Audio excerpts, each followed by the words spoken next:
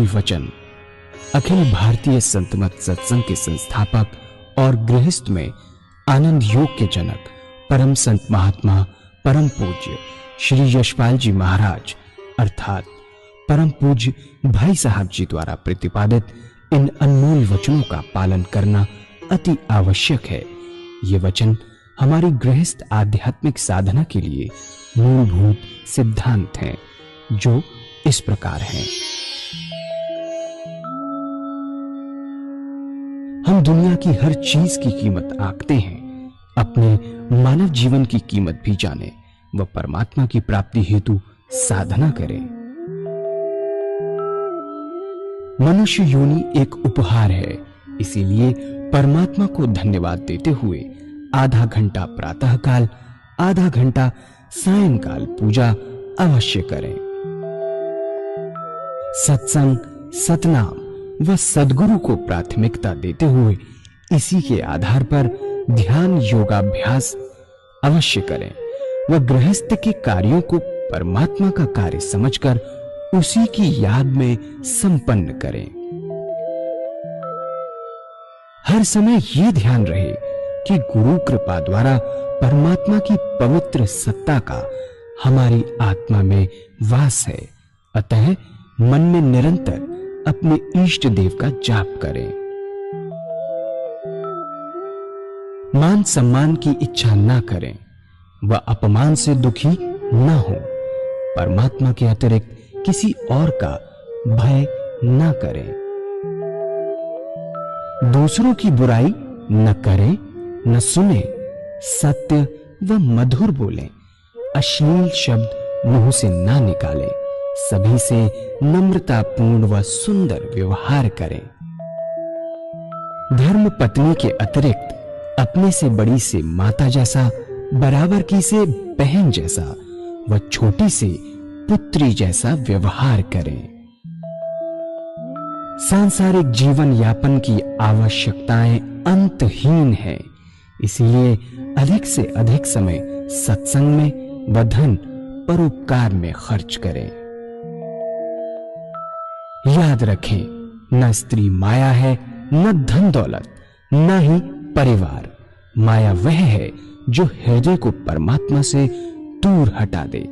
अतः निरंतर सत्संग और सद्गुरु की शरण में रहने का प्रयास करें। भोजन अपने इष्ट को अर्पण कर प्रसाद रूप में परमात्मा की याद में करें। रात्रि में सोने से पहले अच्छे बुरे कार्यों का आत्मनिरीक्षण कर उसका समुचित पश्चाताप करते हुए ध्यान करें व प्रभु की गहरी याद में ही विश्राम करें। परमात्मा तू ही है, तेरी इच्छा पूर्ण हो।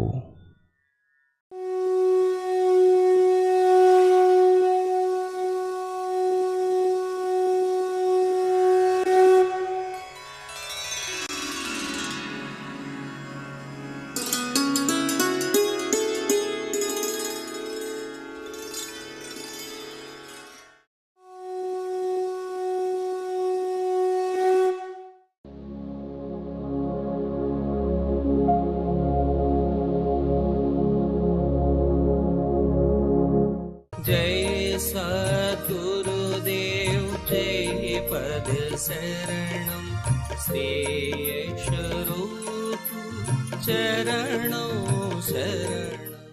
ഈ പരിഭാഷ പരം സത്യമായ പരിഭാഷയാണ്. നമ്മുടെ പൂർവികന്മാർ, സന്ത് മഹാജനങ്ങൾ, മഹാത്മാക്കൾ ആര് ഈ യോഗത്തെ ഗൃഹസ്ഥാശ്രമത്തിൽ ഇരുന്നു കൊണ്ട് സാധിച്ചുവോ അവർ ഇതിനെ പിന്നെയും സരളമാക്കി.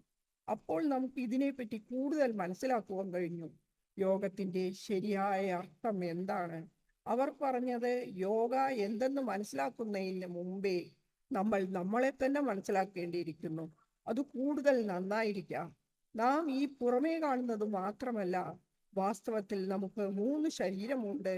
സ്ഥൂല ശരീരം, ഫിസിക്കൽ ബോഡി, പുറമേ കാണുന്നത്. ഇതിൽ 10 ഇന്ദ്രിയങ്ങളുണ്ട്.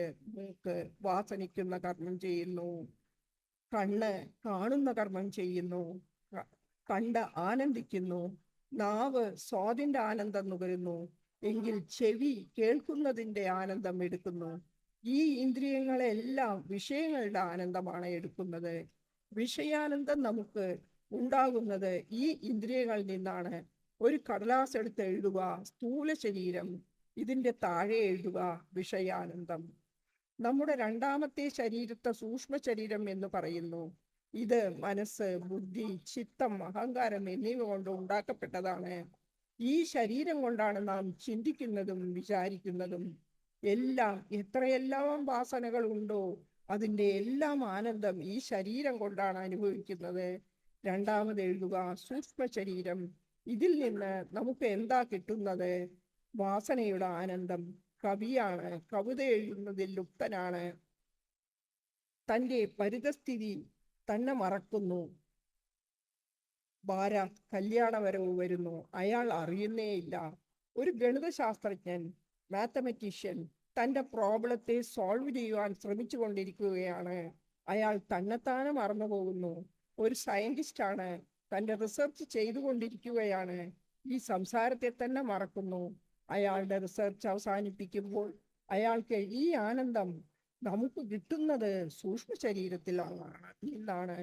സൂക്ഷ്മ ശരീരത്തിന്റെ താഴെ എഴുതുക വാസനാനന്ദം. പിന്നെയുള്ളത് ആത്മാവ്. ആത്മാവിൽ ആനന്ദം മാത്രമാണ് ഉള്ളത്. ചൈതന്യം, ആനന്ദം എന്നിവ ആത്മാവിലാണ് സ്ഥിതി ചെയ്യുന്നത്. ആനന്ദം ആത്മാവിൽ നിന്ന് സൂക്ഷ്മ ശരീരത്തിലേക്കും സൂക്ഷ്മ ശരീരത്തിൽ നിന്ന് ഇന്ദ്രിയങ്ങളിലേക്കും വരുന്നു. ഇന്ദ്രിയങ്ങളെ കൊണ്ടാണ് നാം അതിൻ്റെ ആനന്ദത്തെ അനുഭവിക്കുന്നതും. വിഷയാനന്ദത്തിലുള്ള തിളക്കം, വാസനാനന്ദത്തിലുള്ള തിളക്കം, ഇതെല്ലാം ആത്മാവിൻ്റെതാണ്. ഇതെല്ലാം ആത്മാവിൽ നിന്നാണ് കിട്ടുന്നത്. ആത്മാവിനെ മാറ്റി നിർത്തുക, അപ്പോൾ രണ്ട് ശരീരവും ഒന്നിനും കൊള്ളാത്തതാകുന്നു. ഈ ശരീരം, ഇതിനെ നാം എത്ര പാടുപെട്ട് ശരിയാക്കി വെക്കാൻ ശ്രമിക്കുന്നുവോ, അതിനുവേണ്ടി നാം എത്ര പ്രയത്നശീലരാണ്. ആത്മാവ് എപ്പോൾ ഈ ശരീരത്തെ വിട്ടു പോകുന്നുവോ, ശരീരത്തെ വെക്കാൻ തന്നെ പ്രയാസമാകുന്നു.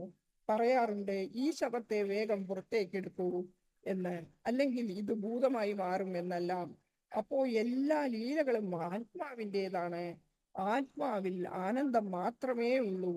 മൂന്നാമത്തേതാണ് കാരണശരീരം. ഇതിൻ്റെ താഴെ എഴുതുക ആനന്ദം. അപ്പോൾ ഇത് മൂന്നെണ്ണമായി. സ്ഥൂല ശരീരം, സൂക്ഷ്മ ശരീരം. സ്ഥൂല ശരീരത്തിൽ നിന്ന് നാം എടുക്കുന്നത് വിഷയാനന്ദം. സൂക്ഷ്മ ശരീരത്തിൽ നിന്ന് എടുക്കുന്ന ആനന്ദം ആത്മാവിൽ ആനന്ദം മാത്രം. സ്ഥൂല ശരീരം വിഷയാനന്ദം, സൂക്ഷ്മ ശരീരം വാസനാനന്ദം, കാരണശരീരം ആനന്ദം. ഏതെങ്കിലും വിഷയാനന്ദം ഏതെങ്കിലും തരത്തിൽ സ്ഥൂല ശരീരത്തിന്റെ താഴെ എഴുതിയ വിഷയാനന്ദത്തിൽ നിന്നും വിഷത്തെയും സൂക്ഷ്മ ശരീരത്തിൽ നിന്ന് വാസനയെയും ഇല്ലാതാക്കുകയാണെങ്കിൽ ഈ മൂന്ന് ശരീരത്തിലും എന്താണ് ശേഷിക്കുന്നത്? ആനന്ദം മാത്രമാണ്. ഇതാണ് യഥാർത്ഥമായ ആനന്ദയോഗം. സ്ഥൂല ശരീരത്തിൽ നിന്ന് നാം വിഷയത്തെ അമർത്തിയാൽ, വിഷയങ്ങളിൽ ആത്മാവിന് പൂർണ്ണ നിയന്ത്രണം, കൺട്രോൾ ഉണ്ടായാൽ, സൂക്ഷ്മ ശരീരത്തിൽ നിന്ന് വാസനയിലും പൂർണ്ണ നിയന്ത്രണം ആത്മാവിനുണ്ടായാൽ, മൂന്നവസ്ഥയിലും ആനന്ദം മാത്രമാണ് നിലനിൽക്കുന്നത്. അപ്പോൾ ആത്മമയമായ ജീവിതം ഉണ്ടാകുന്നു. ആത്മരസത്തിൽ ജീവൻ മുഴുകിയിരിക്കും. ഇതാണ് ജീവിതത്തിന്റെ യഥാർത്ഥ ലക്ഷ്യം. ഇതാണ് ശരിയായ യോഗം. ഇത് എങ്ങനെ സാധിപ്പിക്കാൻ പറ്റും? ഇതെങ്ങനെ ലഭിക്കും? നാം വിഷയത്തെ എങ്ങനെയാണ് അമർത്തുക? ഈ സന്ത് മഹാത്മാക്കൾ തൻ്റെ അനുഭവം കൊണ്ട് വളരെ ക്ഷമതയോടെ പറയുകയാണ്. നിങ്ങൾ 10 ഇന്ദ്രിയങ്ങളെയും നിയന്ത്രണത്തിൽ കൊണ്ടുവരുവാൻ ശ്രമിച്ചാൽ ഒന്ന് നിയന്ത്രണത്തിലാവുകയില്ല. വലിയ വലിയ മഹാത്മാക്കൾ, വലിയ വലിയ യോഗികൾ തോറ്റുപോയിട്ടുണ്ട്. 10 ഇന്ദ്രിയങ്ങളെ ഒരുമിച്ച് നിയന്ത്രണത്തിലാക്കുവാൻ കഴിഞ്ഞിട്ടില്ല. സന്ത് മഹാത്മാക്കൾ വളരെ നല്ല ഉപായമാണ് പറഞ്ഞു തന്നിരിക്കുന്നത്. ഈ 10 ഇന്ദ്രിയങ്ങളിൽ നിന്ന് 2 ഇന്ദ്രിയങ്ങൾ എടുക്കുക, അതിൽ നിയന്ത്രണം ഉണ്ടാക്കുക. ആ 2 ഇന്ദ്രിയങ്ങൾ ഏതെല്ലാമാണ്? ഒന്ന് കണ്ണ്, രണ്ടാമത്തേത് നാവ്. ഈ 2 ഇന്ദ്രിയങ്ങളിൽ നിയന്ത്രണം കൊണ്ടുവരുവാൻ സാധിച്ചാൽ എല്ലാം ശരിയാകും. എങ്ങനെയാണ് ചെയ്യേണ്ടത്? ഇതിനെ പറ്റിയും ഈ സന്ത് മഹാത്മാക്കൾ പറഞ്ഞു തന്നിട്ടുണ്ട്. ആദ്യത്തെ കണ്ണ്. കണ്ണിന്റെ നിയന്ത്രണം 3 പ്രകാരത്തിലാണ്. നജർ ബർ കഥം, ദൃഷ്ടിയിൽ നിയന്ത്രണം. നജർ ബർ കഥം എന്നാൽ നാം നടക്കുമ്പോൾ തൻ്റെ കാലിൻ്റെ മടമ്പ് നോക്കി നടക്കുക. അവിടേക്കും ഇവിടേക്കും നോക്കാതെ ആവശ്യമില്ലാതെ അവിടേക്കും ഇവിടേക്കും നോക്കാതിരിക്കുക. ഇതിന്റെ അർത്ഥം കണ്ണടച്ച് നടക്കുക എന്നല്ല. അപകടം സംഭവിക്കും. നമ്മുടെ ശരീരത്തിലുള്ള കണ്ണ് വലിയ അത്ഭുതമുള്ള ലെൻസാണ്.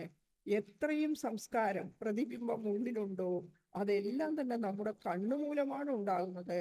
എത്ര കണ്ട് നാം അവിടേക്കും ഇവിടേക്കും നോക്കുന്നുവോ അത്രയും സംസ്കാരം നമ്മുടെ ഹൃദയത്തിൽ കൂടുതൽ ഉണ്ടായിക്കൊണ്ടിരിക്കും.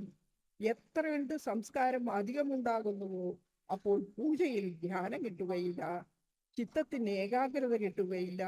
സംസ്കാരം ഉണ്ടാകുന്നത് എത്രയും കുറയുന്നുവോ അത്രയും നല്ല ഏകാഗ്രത മനസ്സിന് കിട്ടും. ഇതിന്റെ താല്പര്യം എന്തെന്നാൽ നമ്മുടെ ഹൃദയത്തിൽ പറ്റുന്നത് കുറച്ച് സംസ്കാരമാണ് ഉണ്ടാകേണ്ടത്. സംസ്കാരം എങ്ങനെയാണ് ഉണ്ടാകുന്നത്? ആദ്യത്തെ ദൃഷ്ടി നിർദോഷമായതാണ്. ആദ്യത്തെ ദൃഷ്ടി ഏതെങ്കിലും പതിഞ്ഞു എങ്കിൽ അത് നിർദോഷമാണ്, അത് ദോഷം ചെയ്യുകയില്ല. പക്ഷെ നമ്മുടെ ഇച്ഛയോടുകൂടെ രണ്ടാമത്തെ ദൃഷ്ടിയാണ് ആണെന്ന് വിചാരിക്കുക. വളരെ സുന്ദരമായ ഒരു റോസാപ്പൂ വിടർന്നു നിൽക്കുന്നു. നിങ്ങളുടെ ദൃഷ്ടി അതിൽ പതിഞ്ഞു എന്ന് വിചാരിക്കുക. ആദ്യത്തെ ദൃഷ്ടി നാച്ചുറൽ, പ്രകൃതിദത്തമാണ്. അതൊരു സംസ്കാരവും ഉണ്ടാക്കുന്നില്ല. വളരെ നല്ലതാണ്. നിങ്ങൾ മുന്നോട്ട് പോകുന്നു. മുന്നോട്ട് പോയ ശേഷം ഉള്ളിൽ ആഗ്രഹം തോന്നുന്നു അതിനെ വീണ്ടും നോക്കുവാൻ. രണ്ടാമത്തെ ദൃഷ്ടി അതിൽ പതിഞ്ഞുവെങ്കിൽ പെട്ടെന്ന് വേറെ ഒരു വിചാരവും വരും, അത് എന്തുകൊണ്ട് പറിച്ചുകൂടാ എന്ന്. സംസ്കാരം എപ്പോഴും രണ്ടാമത്തെ ദൃഷ്ടിയിലാണ് ഉണ്ടാകുന്നത്. ആദ്യത്തെ ദൃഷ്ടിയിൽ ഒരു സംസ്കാരവും ഉണ്ടാകുന്നില്ല. ശാസ്ത്രങ്ങൾ ഏതു വസ്തുവിനെയാണോ കാണരുതെന്ന് വിലക്കിയിരിക്കുന്നത് അതിൽ ആദ്യത്തെ ദൃഷ്ടി പതിഞ്ഞുവെങ്കിൽ ദോഷമുണ്ടാവുകയില്ല. പക്ഷേ രണ്ടാമത്തെ ദൃഷ്ടി പതിയാതിരിക്കുവാൻ പ്രത്യേകം ശ്രദ്ധിക്കണം. ഇതാണ് കണ്ണിന്റെ നിയന്ത്രണം. ഈ സേവകന്റെ ഗുരുദേവൻ തന്റെ ജീവിതത്തിലെ ഒരു സുന്ദരമായ അനുഭവം ഈ സേവകനോട് പറഞ്ഞത് ഇപ്രകാരമായിരുന്നു. അദ്ദേഹം കാൺപൂരിൽ താമസിച്ചിരുന്ന കാലം ഒരിക്കൽ ടൗണിൽ കൂടെ നടന്നു വരികയായിരുന്നു. വളരെ തിരക്കുണ്ടായിരുന്നു. ആയിരക്കണക്കിന് സ്ത്രീ പുരുഷന്മാർ തടിച്ചുകൂടിയിരുന്നു. മാൾ റോഡിലെ ചന്തയിൽ ഭയങ്കര തിരക്കായിരുന്നു. അദ്ദേഹം കുറച്ച് മുന്നോട്ട് പോയപ്പോൾ മനസ്സിലായി എന്താ കാര്യം എന്നും എന്തുകൊണ്ട് ഇത്രയും തിരക്ക് എന്നും ആർക്കു വേണ്ടിയാണ് ഇതെന്നും എല്ലാം പറയുന്ന കേട്ടു. അക്കാലത്തെ ഏറ്റവും സൗന്ദര്യവതിയായ അഭിനേത്രിയുടെ വണ്ടി പോയിക്കൊണ്ടിരിക്കുകയാണെന്നും അവരെ കാണുവാനായാണ് ഇത്രയും ജനങ്ങൾ തടിച്ചുകൂടിയിട്ടുള്ളതെന്നും അദ്ദേഹവും ആ തിരക്കിന്റെ കൂടെ മുന്നോട്ട് പോയി. അഭിനേത്രിയുടെ വണ്ടിയുടെ അടുത്തെത്തിയപ്പോൾ അദ്ദേഹത്തിന്റെ മനസ്സിൽ തോന്നി, ലക്ഷക്കണക്കിന് ആളുകൾ അവരെ നോക്കുന്നു, താനും നോക്കിയാൽ എന്താ തെറ്റ്? എപ്പോൾ വിചാരം ഉള്ളിൽ വന്നുവോ ആ സമയം എന്താ സംഭവിച്ചത്? എന്നാൽ അദ്ദേഹത്തിന്റെ ഗുരുദേവന്റെ പ്രകാശയുക്തമായ രൂപം മുന്നിൽ വന്ന് ഗുരുദേവനെ കണ്ടതോടുകൂടി അദ്ദേഹം പരിശ്രമിച്ചു. മുമ്പോട്ട് നോക്കാതെ ഒരു ഇടവഴി കൂടെ പോന്നു. ഒരു ഷോർട്ട് കട്ടിൽ കൂടെ വീട്ടിലെത്തിയപ്പോൾ അദ്ദേഹത്തിന് അത്ഭുതം തോന്നി. അദ്ദേഹത്തിന് ആശീർവാദം കൊടുത്തുകൊണ്ട് പറഞ്ഞു, മകനെ, ഇതാണ് നജർബർക്കദം, ഇതാണ് നജർബർക്കദം, ഇതാണ് നജർബർക്കദത്തിന്റെ ആശയം. ഇതിനെയാണ് കണ്ണുകളുടെ നിയന്ത്രണം എന്ന് പറയുന്നത്. ശാസ്ത്രങ്ങൾ ഏതൊരു വസ്തുവിനെ നോക്കുന്നത് നിരോധിച്ചിരിക്കുന്നുവോ ആദ്യത്തെ ദൃഷ്ടി പതിഞ്ഞാൽ സാരമില്ല, രണ്ടാമത്തെ ദൃഷ്ടി പതിയാതെ സൂക്ഷിക്കണം. കാലിന്റെ അടി നോക്കി നടക്കുക, അവിടേക്കും ഇവിടേക്കും നോക്കാതെ നടക്കുക. അങ്ങും ഇങ്ങും നോക്കിയാൽ അത്ര അധികം സംസ്കാരം ഉണ്ടാകും. അതിനെ കഴുകിക്കളയുവാൻ വളരെ വിഷമമാണ്. പൂജയ്ക്കിരിക്കുമ്പോൾ ലൗകിക വിചാരങ്ങൾ ഒന്നിനു പിറകെ ഒന്നായി വന്നു തുടങ്ങും. സംസ്കാരം എത്രയും കുറയുന്നുവോ അത്രയും നല്ല ധ്യാനം ഉണ്ടാകും. അപ്പോൾ അധ്യാത്മമാർഗത്തിൽ ഉയർച്ചയും ഉണ്ടാകും. കണ്ണിന്റെ ആദ്യത്തെ നിയന്ത്രണം ഇതാണ്, നജർബർക്കദം. പുതിയ അഭ്യാസികൾ ആര് സാധന തുടങ്ങിയോ അവർക്ക് നജർബർക്കദം, ദൃഷ്ടി നിയന്ത്രണം വളരെ ആവശ്യമാണ്. അഭ്യാസി സാധനയിൽ പുരോഗതി പ്രാപിക്കുമ്പോൾ രണ്ടാമത്തെ സ്റ്റെപ്പിൽ 8 മണിക്കൂറിൽ നിന്നും 14 മണിക്കൂറാക്കാൻ ശ്രമിക്കുന്നു. അപ്പോൾ ശ്രദ്ധിക്കേണ്ടത് എന്തെന്നാൽ ഓരോ ശ്വാസത്തിലും ഭഗവാന്റെ സ്മരണ ഉണ്ടാകുക എന്നതാണ്. ഓരോ ശ്വാസത്തിലും പരമാത്മാവിന്റെ സ്മരണയുണ്ടോ എന്ന് ശ്രദ്ധിക്കുക. വൃഥാ സമയം പരമാത്മാവിന്റെ സ്മരണയിൽ വിനിയോഗിക്കുക. അത്തരത്തിലുള്ള സാധകർ ചന്തയിൽ പോകുകയാണെങ്കിൽ ഓരോ ശ്വാസത്തിലും കണ്ണുണ്ടാവുക, ശ്രദ്ധിക്കുക. ഒരു ശ്വാസവും പരമാത്മാവിന്റെ സ്മരണയില്ലാതെ പോകുന്നില്ല എന്ന്. നടന്നു പോകുകയാണ് ഈശ്വര സ്മരണയിൽ ചന്തയിൽ എത്തി. എന്നാൽ ഭഗവത് സ്മരണ വിട്ടേക്കുക. തന്റെ കർമ്മങ്ങളിൽ വ്യാപൃതനാവുക. സാധനങ്ങൾ വാങ്ങിക്കഴിഞ്ഞു, വീട്ടിലേക്ക് തിരിക്കുമ്പോൾ പരമാത്മാവിന്റെ സ്മരണയിൽ തിരിച്ചു പോരുക. ഓരോ ശ്വാസത്തിലും ഈശ്വര സ്മരണ ഇല്ലേ എന്ന് ശ്രദ്ധിക്കുക. കണ്ണിന്റെ നിയന്ത്രണത്തിന്റെ രണ്ടാമത്തെ സ്റ്റെപ്പാണ് പോസ്റ്റ് ദർദം. ഖിൽവത് അഞ്ജുമൻ. എന്നാൽ ലക്ഷങ്ങളുടെ ഉത്സവമാണ്. സാധകൻ തനിച്ചാണ്. ലക്ഷക്കണക്കിനുള്ള ജനങ്ങളുടെ തിരക്കാണ്, ഘോഷയാത്രയാണ്. പക്ഷേ അയാളുടെ ഹൃദയം തന്റെ പ്രഭുധ്യാനത്തിൽ ആഴത്തിൽ മുങ്ങിയിരിക്കുകയാണ്. അത് അയാളിൽ ഒരു പ്രഭാവവും ചെലുത്തുന്നില്ല. അത്രയും സുന്ദരമായ സ്ഥിതി. പരമാത്മാവിന്റെ കൃപ കൊണ്ട് അത്തരത്തിലുള്ള ഒരു സ്ഥിതിയാകുമ്പോൾ ആനന്ദത്തിന് അതിരുണ്ടായിരിക്കുകയില്ലല്ലോ. എല്ലാം ഏറ്റവും സുന്ദരമായി തോന്നും. അത്രയും ആനന്ദവും അനുഭവപ്പെടും. അതിനെ വർണ്ണിക്കുക ശബ്ദത്തിന്റെ പുറത്താണ്, അസാധ്യമാണ്. ഈ സേവകന്റെ ഗുരുദേവന് ഒരു പ്രത്യേകതയുണ്ടായിരുന്നു.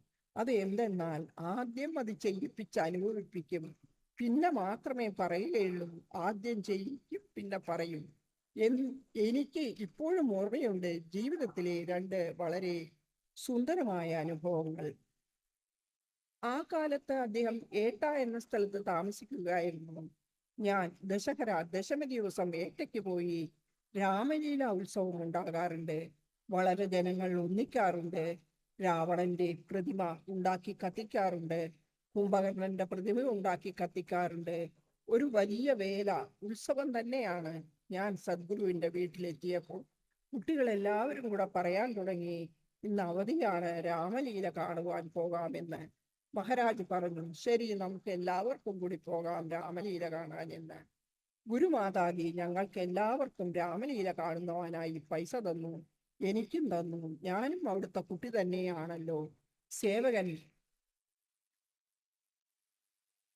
ആ പൈസ കിട്ടിയത് പൊതിഞ്ഞ് പെട്ടിയിൽ വെച്ചു. സേവകന്റെ വലിയ സൗഭാഗ്യമാണ് ഗുരുമാതാജിയുടെ കയ്യിൽ നിന്നും പൈസ കിട്ടുക എന്നത്. ഇത് ചെലവഴിക്കുന്നത് വലിയ തെറ്റാണ്. പൊതിഞ്ഞെടുത്തു വെച്ചു. രാമലീല മൈതാനത്തിലെത്തിയപ്പോൾ എല്ലാവരും ഓരോരോ വഴിക്ക് തിരിഞ്ഞു. ഓരോരോ തമാശ കാണാൻ പറഞ്ഞത് എന്തെന്നാൽ മഹാരാജിന്റെ കൂടെ ഞാൻ മാത്രമാണ് ഉണ്ടായിരുന്നത്, വേറെ ആരും ഉണ്ടായിരുന്നില്ല. ഓരോരുത്തർ ഓരോ വഴിക്ക് പോയി. വലിയ തിരക്കായിരുന്നു. മഹാരാജ് ഈ സേവകനെ ഒരു ഉയർന്ന സ്ഥലത്തേക്ക് കൊണ്ടുപോയി. അവിടെ നിന്നാൽ എല്ലാ ദൃശ്യങ്ങളും കാണുവാൻ കഴിയുമായിരുന്നു. അവിടെ നിന്ന് നോക്കിയാൽ ആളുകളുടെ ശിരസ് മാത്രമേ കാണുമായിരുന്നുള്ളൂ. ശബ്ദ കോലാഹലം. ചില സ്ഥലത്ത് ബാജീകർ, പന്തയം, ആണെങ്കിൽ ചിലയിടത്ത് സർക്കസ്, ഊഞ്ഞാല്, കുട്ടികൾ ഊഞ്ഞാലാടുന്നു. ഭയങ്കര ശബ്ദം. തല മാത്രമാണ് കാണുന്നത്. ജനശിരസിന്റെ ഒരു സമുദ്രം തന്നെ. Ocean of human heads. രാമലീലയിൽ ഗ്രാമപ്രദേശങ്ങളിൽ നിന്നും ആളുകൾ കാളവണ്ടിയിൽ വരും. വലിയ തിരക്ക്. 10-15 മിനിറ്റ് ഞാൻ എല്ലാം നോക്കി നിന്നു. അതിനുശേഷം എന്താ ഉണ്ടായത് എന്നാൽ കണ്ടുകൊണ്ടിരിക്കുമ്പോൾ തന്നെ കണ്ണടയാൻ തുടങ്ങി. തന്നെത്താനെ ആന്തരികമായി വലിവ് അനുഭവപ്പെട്ടു. ദൃഷ്ടി ഹൃദയത്തിലോട്ടായി. ദൃഷ്ടി ആന്തരികമായപ്പോൾ തൻ തൃകൈതാർ സുന്ദരമായി ഹൃദയത്തിൽ തുറന്നു വയ്ക്കുവാൻ തുടങ്ങി. അത്രയും ആനന്ദമാണ് ഉണ്ടായിരുന്നത്. മനസ്സ് തന്നെത്താനെ അതിൽ ഇരുന്നു. പരമാത്മാവിന്റെ സ്മരണയിൽ മനസ്സ് നിന്നുകൊണ്ടുതന്നെ ഒരു ഓർമ്മയുമില്ലാതിരുന്നു.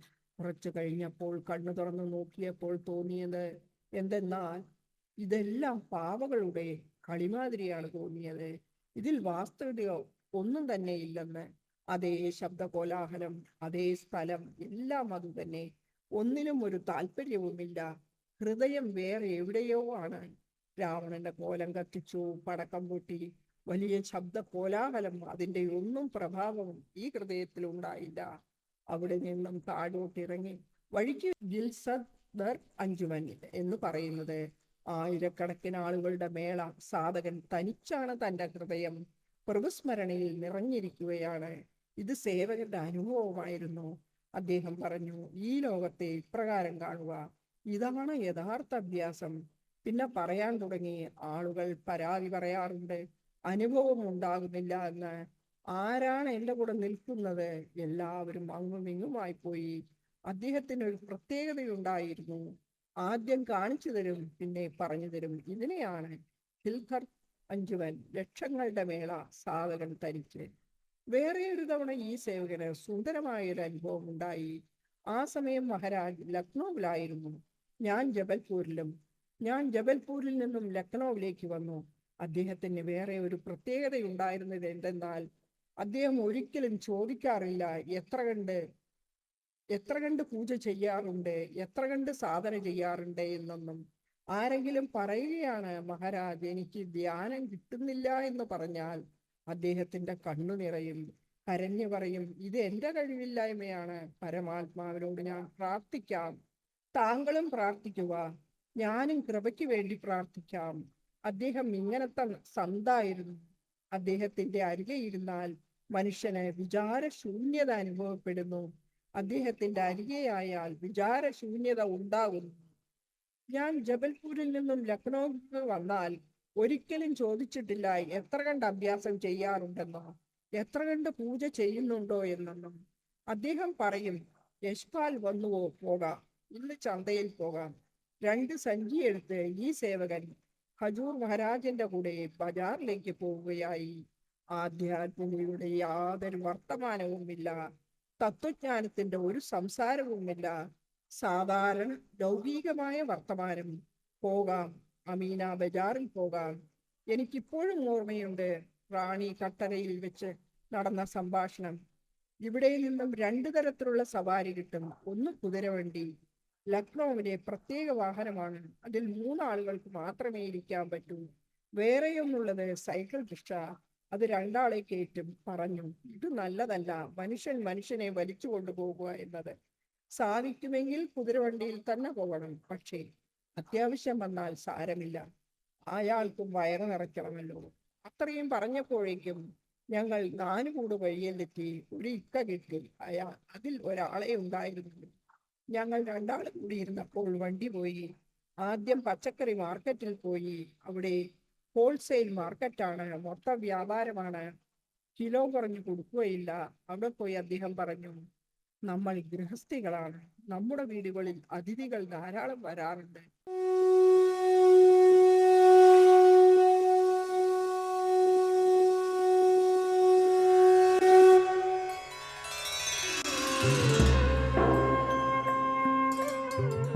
ध्यान योग के कार्यक्रम आनंद योग से निशुल्क जुड़ने के लिए संपर्क करें 9810239677।